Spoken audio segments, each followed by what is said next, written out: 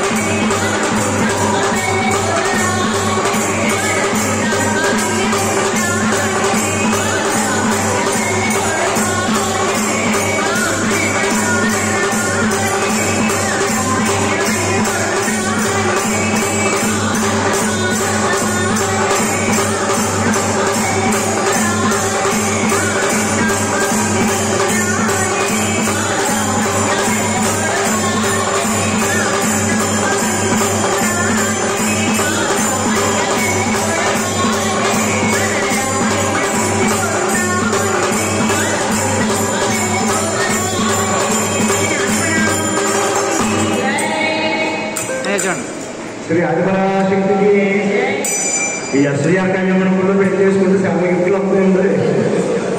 శ్రీ ఆనందశక్తికి అఖిలాండకి ఈరోజు చక్కగా పూజా కార్యక్రమాలు చేయించుకుని అమ్మవారికి ఎంతో భక్తి శ్రద్ధలతో ఎంతో ఘనంగా పూజా కార్యక్రమం చేసుకున్నటువంటి శ్రీ సత్య మహేష్ చంద్రారెడ్డి గారికి, శ్రీమతి అనంతలక్ష్మి దంపతులకి ప్రత్యేక ధన్యవాదాలు సత్యంగా తెలియజేసుకుంటూ వారి తల్లిగారు తండ్రిగారు వచ్చి ఆశీర్వదలుగా కోరుతున్నాం. అలాగే పెద్దవారు అందరూ రండి, అక్షతులు వేరు పెద్దవాళ్ళందరూ వచ్చి అక్షతులు వేయండి. శ్రీ ఆనందశక్తికి ఇప్పుడు అయ్యప్ప దేవాలయం అంటూ పాట పాడతారు. ఎందుకంటే కార్తీక మాసం అరాహంతో అయ్యప్ప స్వామి దీక్ష చేసి ఎంతో మంది ఆ స్వామి దీక్ష చేస్తున్నారు. మనందరికీ కూడా అయ్యప్ప స్వామి ఆశీస్సులు ఇవ్వాలని కోరుకుంటూ మన దేవి మాత సౌజన్య మాత చక్కగా అయ్యప్ప దేవాలయ నమః అంటూ చక్కగా నామసంకీర్తన చేయడం జరుగుతుంది.